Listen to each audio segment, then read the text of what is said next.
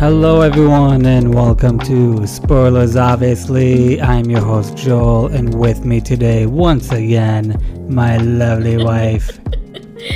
Hello. Hi, how are you? I'm good. You know, got my gin and tonic and had a nice holiday, and so I'm charged and ready to talk about movies. Yeah, TV shows. let's talk about TV shows. So today we are going to talk about Lord of the Rings, The Rings of Power, Season 1, Episode 4, Yippee-ki-yay. So, as the audience already know, I am not a big fan of this show, especially since I am a huge fan of Tolkien. I'm such a huge fan of Tolkien that at the time of recording this episode, it is my birthday, my 27th birthday. Happy birthday. Thank you. And what did I get for my birthday? Tolkien books. I got Tolkien books. Can't go wrong with it. Yes, that's how much of a big fan I am. Die hard. Yeah, I told anyone, if you want to buy me any birthday gifts, just get me Tolkien books. That's what I want and what I prefer. And that's what I got. Yeah. So, do you like your gifts? I do love my gifts. So specifically this time I got The Hobbit, which I have did the audiobook, but never actually owned or read the book itself. So I'm very excited for this. It matches your other books really nicely on the bookshelf. It does. But yeah, anyways, let's get into the episode. Before we actually get into the episode, let's talk about little fun facts that happening in the world that are involved with the show. So, as we know, because Amazon bought the rights to tell the story, so they already announced they are going to do 5 seasons. What? Yes. Oh, I didn't know that. Oh, okay. So they're going to do 5 seasons. Wow. And they're like pre-contracted, like 100% it's going to happen? Yeah, if I'm not mistaken. Wow. Unless if it gets canceled somehow. Which also wouldn't surprise me. Yeah, but if I'm not mistaken, not that long ago, they announced that on October 23rd, if I'm not mistaken, they are officially starting filming for season 2 in the UK, Scotland, and also in New Zealand. Yeah. So soon enough they'll start filming, and then obviously will come all the editing. So basically by more or less this time next year, we should have season 2 to anyone who's actually enjoying this show. For the record, I was. Yes. And then you ruined it for me. So yes. Thanks so much. I was obsessed with this show when the first episode came out. The first two. Well, the first one especially. And then I watched the second one, and I was like, okay, it's not as good as the first one. It's interesting where they're going, but I'm liking the show. And you're like, no, this is so bad. And then you gave me the rundown about the truth of why it was so bad, and it has been ruined for me. So I was team Rings of Power, and now I am frustrated with it, knowing that they are messing up and butchering the whole timeline. Well, I'm a big fan of this, Tolkien. Like I said, to anyone who hasn't read the books or done his homework about Tolkien's, like me, yes, I hope you are like, let's say, a Harry Potter fan. Imagine Amazon comes and says, we want to buy the rights for Harry Potter and do TV show. And everyone's like, yeah, why not? We would love that. Expand the world of Harry Potter. That would be awesome. And then what do? Harry Potter goes to Slytherin, and he teams up with Voldemort and goes on a murder rampage. And, the good guys eventually at some point will have to stop him. And Amazon will claim this is based on the books. But as anyone who read the books or saw the movies, you can see this is not based on the books. Just because you take the names of the characters and the places doesn't mean that the story is the exact same story. Yep. Yeah. Even the movies are actually not 100% to the books, but They are like, what, But 80%? the movies have already set the stage Yeah. for a certain standard that anyone who produces or writes or creates anything in the future, I feel like you can't reset that standard. It's been set. Like, Yeah. even if you try to change the storyline, that standard has still been set. And so, in all honesty, you can't change too much. And I get that Amazon had to adapt the best they could because they didn't have all the rights for everything. But I don't know. I was pretty bummed out once you explained the truth to me. And I was like, ah, crap. but the truth is way better. When I told you the actual story, you're like, oh my God, this is way better. Yeah, it is way better, but I was enjoying the cinematic side of the show before I understood how badly they were butchering the timeline.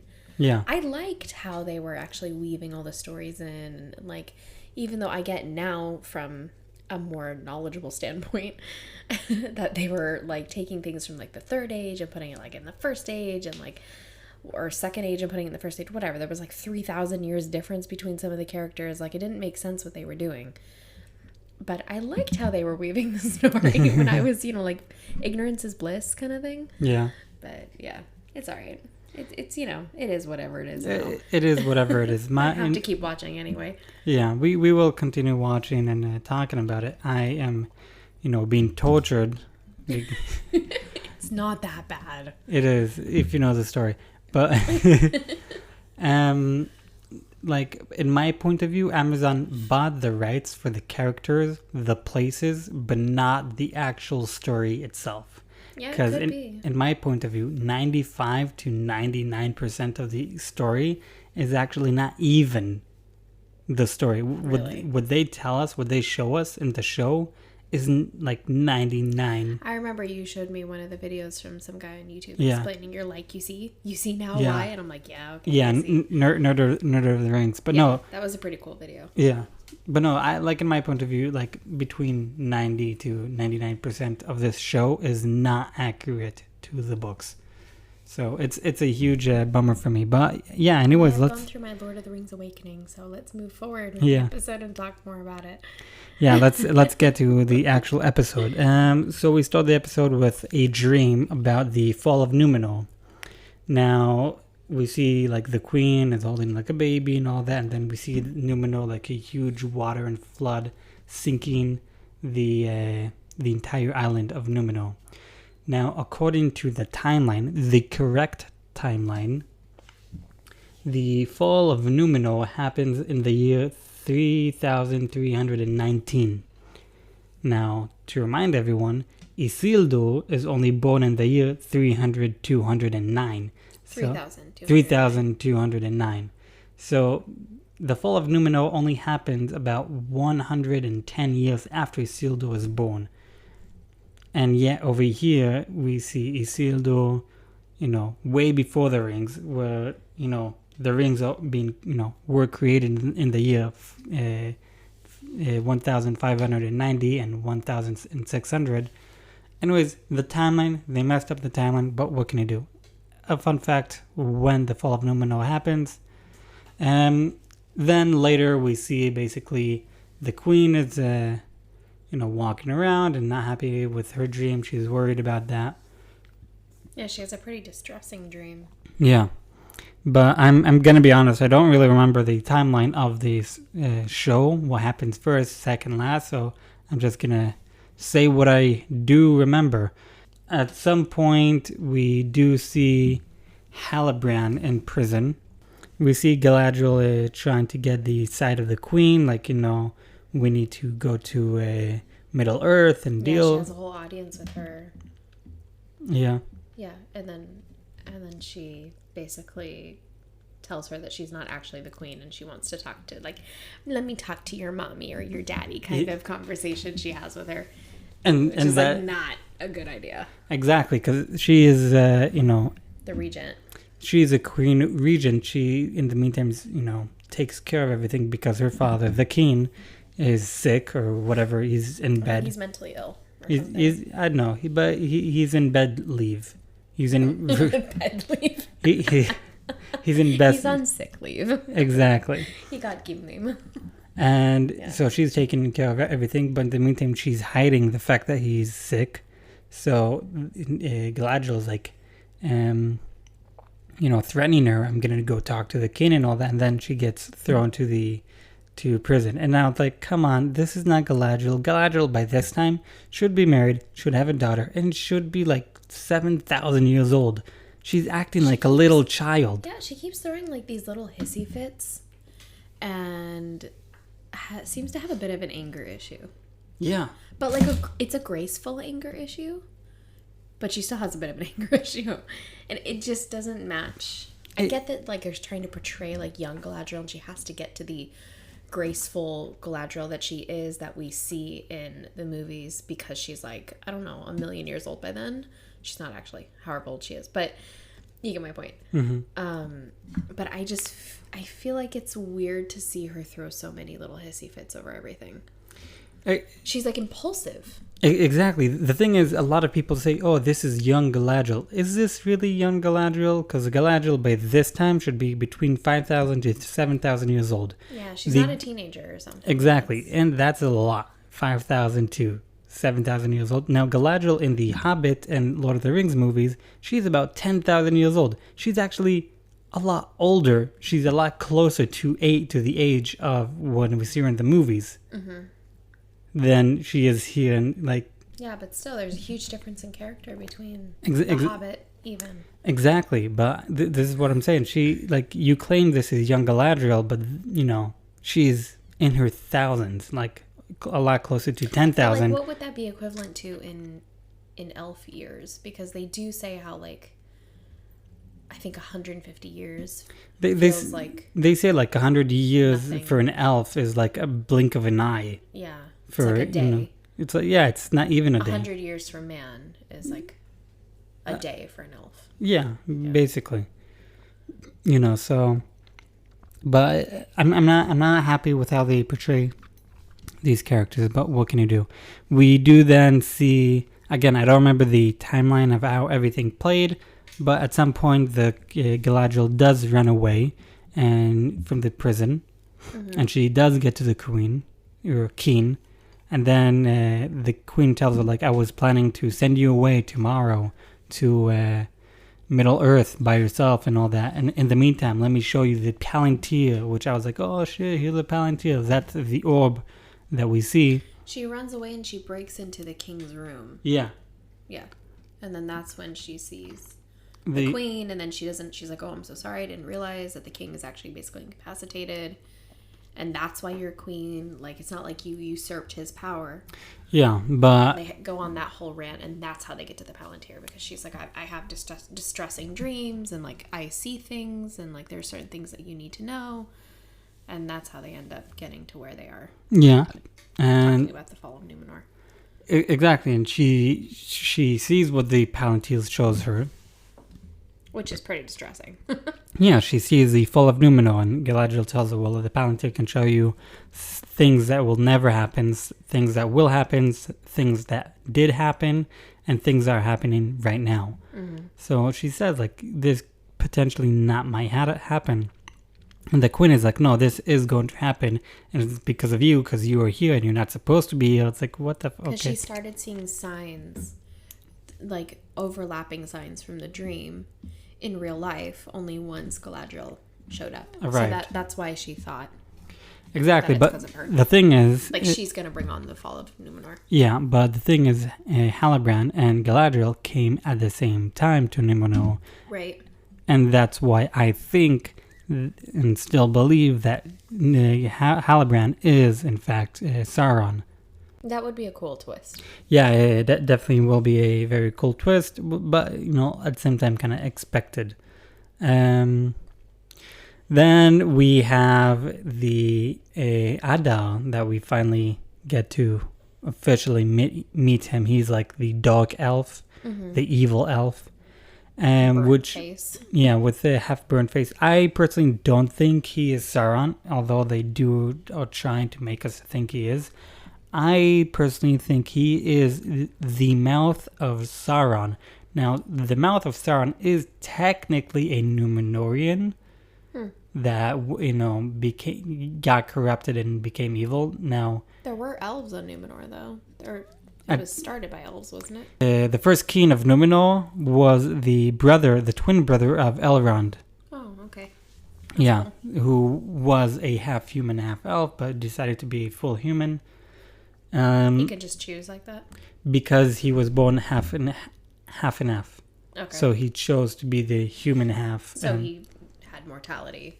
He didn't live forever. He did not. He died at the age of 500. He did. That's a pretty long life. he did live a long life, yes, but he still died because he is immortal. He's not immortal.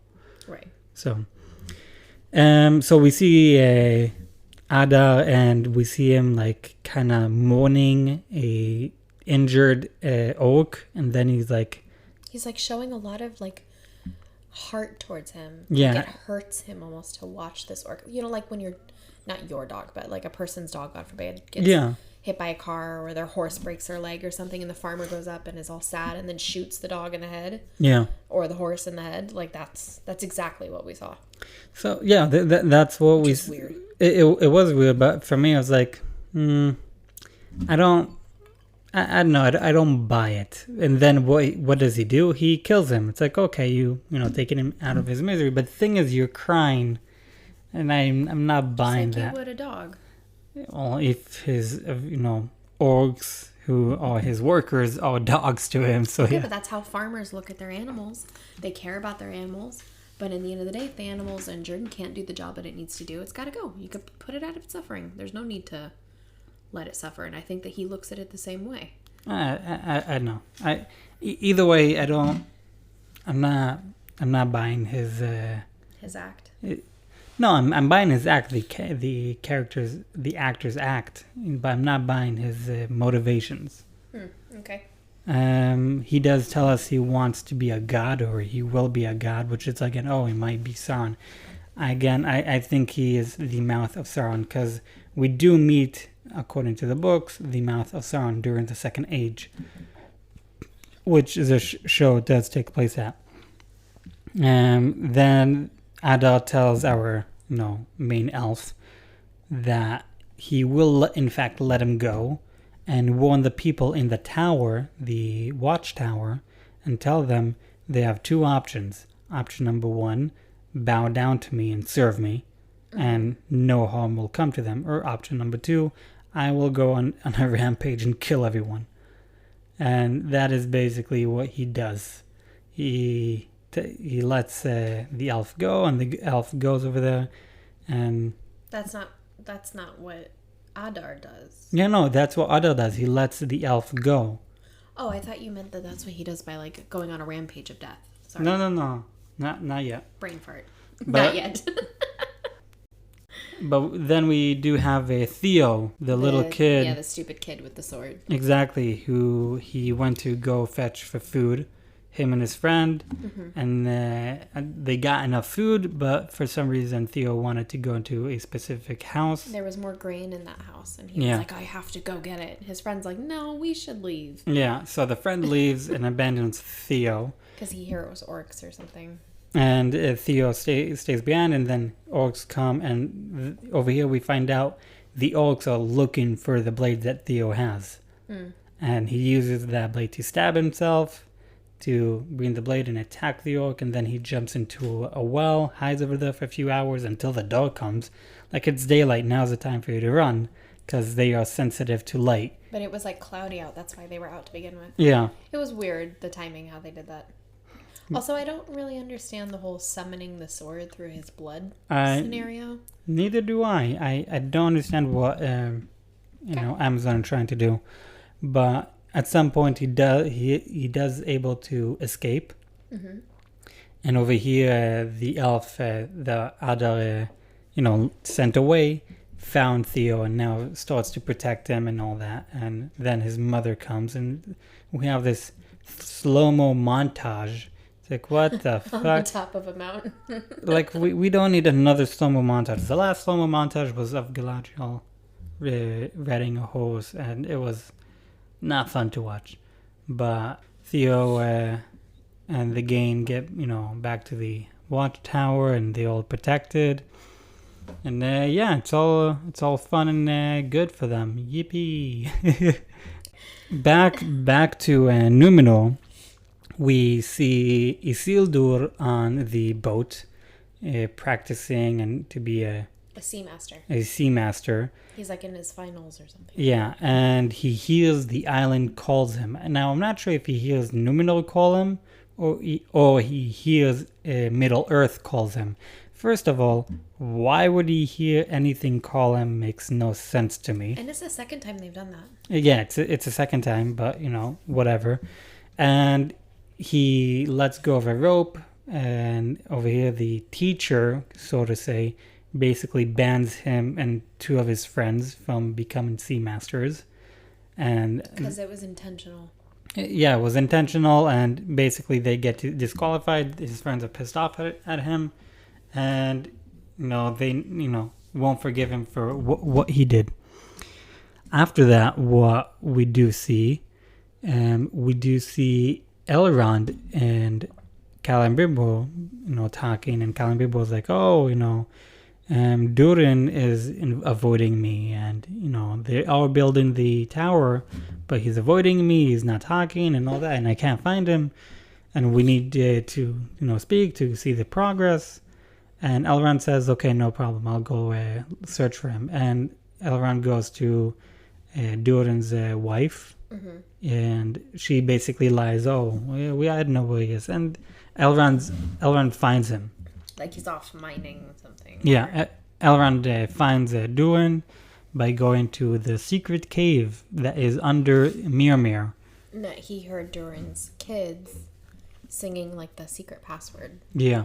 And that's how he got in. Yeah, so he finds Durin. Durin is all pissed off with him. "Oh, you came over here because you want to steal our secrets and spy and all that." Like, no, I'm honestly not for that. I was looking for you because we wanted progress and all that. But if I'm already over here, like, let's talk a bit. And we finally get to see what was in the box. What we saw, I think, the first or second episode. Mm-hmm. What's in the box? What's in the box? And Durin, tells Elrond, "I'll tell you if you will, swear to me that you won't speak of this. If, an oath, if you will make this oath." Now, before I continue about the oath, there is a special thing about oath when it comes to the world of Tolkien. The world, it doesn't matter if you are of magic or not. You have wizards, magics, elf, magic, dwarf, kind of magic, gods, magic, men, not magic. Yeah. Hobbits, not magic. Orcs, not magic. You have a lot of creatures with magic, or from magic, and a lot of creatures with no magic or not from magic. Mm-hmm. But it doesn't matter where you come from. The world itself has magic. Now, one of the strongest magics in this world is oath. No matter who you are or what you are, where you come from, if you make an oath, that is a magic like binding. Yeah. So I'll give you an example. In the third movie of Lord of the Rings, Return of the King, we finally see the ghost, if you remember. No. So we see Aragorn in the third movie, The Return of the Kings, and he goes with Gimli and Legolas to a cave, and in that cave we see a ghost, multiple ghosts. Right, okay. And one of the ghosts is the King. Now, there is a theory out there that King, the Ghost King, is actually Halbrand in the show if he is not Sauron.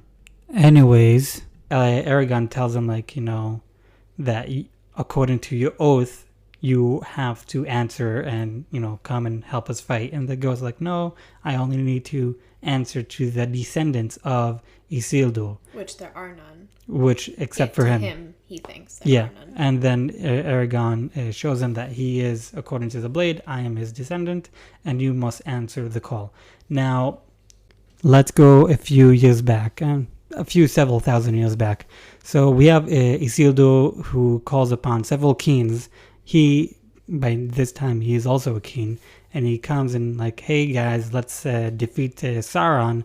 And this is before the end of the Second Age, the battle against Sauron. Okay. And he tells them, like, let's, do this oath that you all have to help me defeat Sauron. They all say, yes, we swear we will help you defeat Sauron and come to the aid.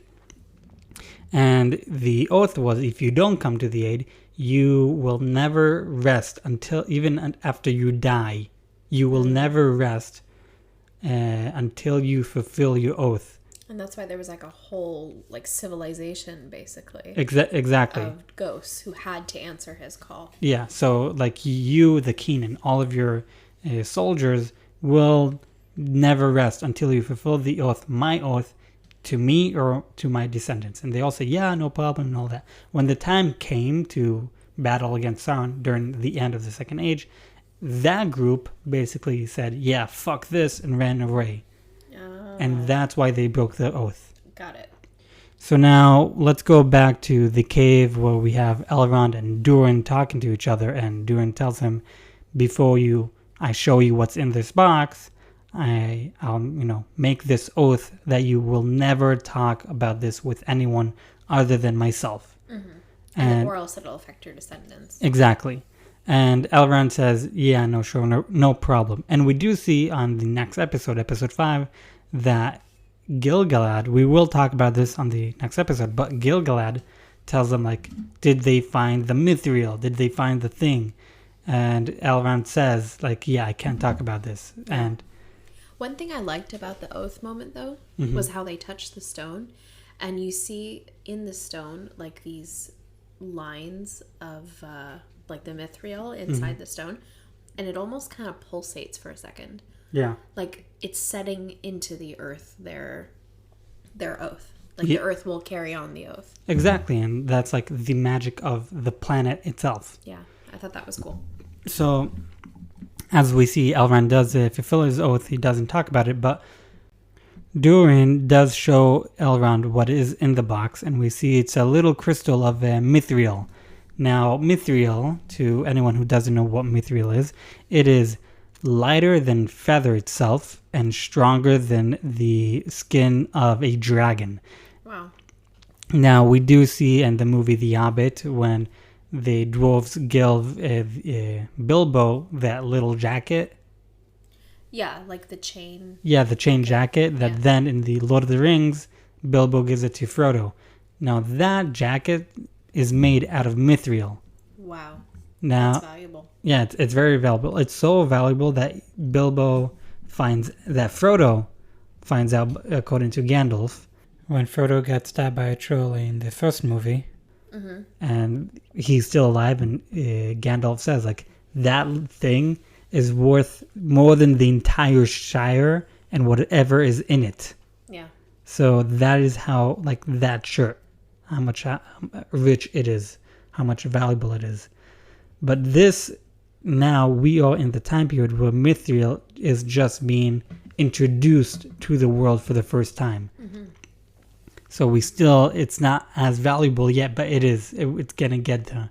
At some point, they're going to wake up the Balrog, that technically, according to the timeline, the dwarves wake up a Balrog in the year 1980 of the Third Age.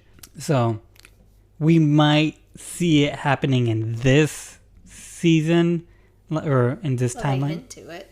They did hint to it because we do see, like, kind of the cave is kind of crumbling and people got stuck with it. Later, there's also sort of a roar. Yeah, there also sort of a roar. And when anyone did see the trailers, we do see a Balrog. So I'm assuming they are going to basically do the fall of Khazad-dûm a lot earlier than it should be.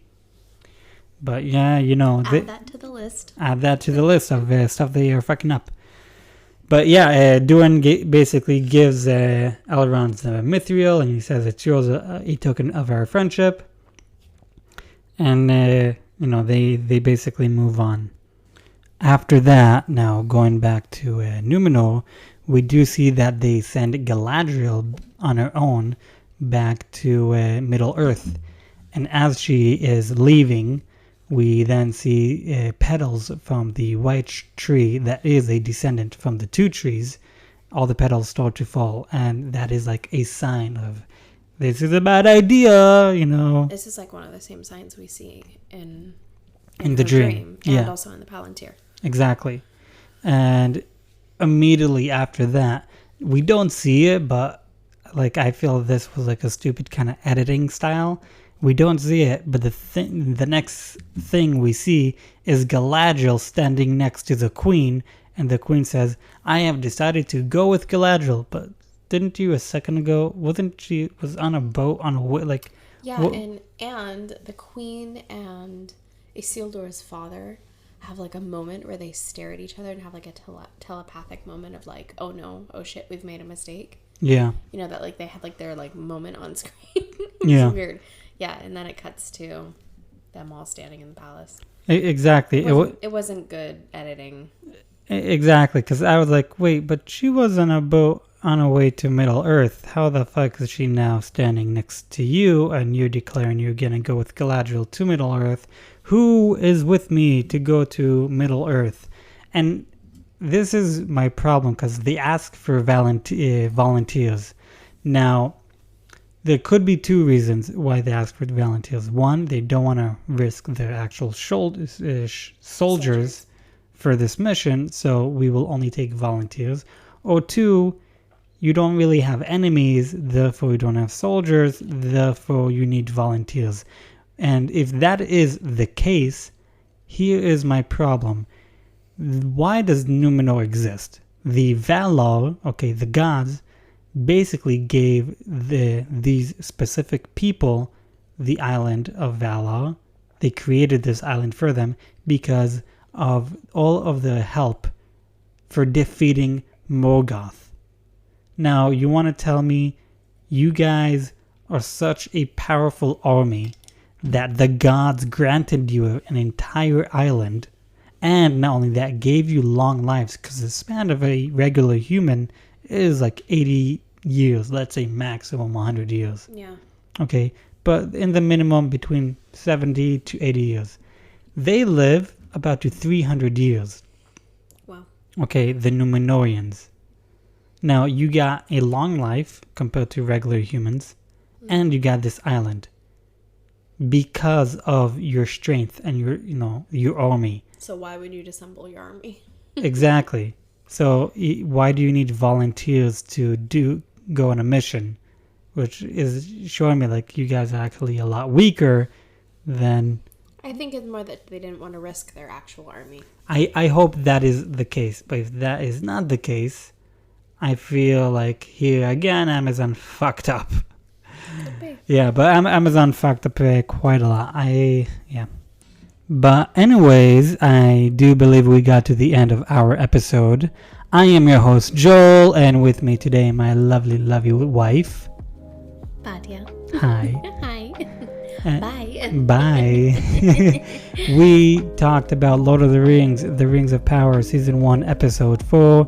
Follow us wherever you can. Listen to wherever you can on Apple Podcasts, Google Podcasts, and Spotify, and all the other platforms. Give us 5 stars on Spotify and everywhere else.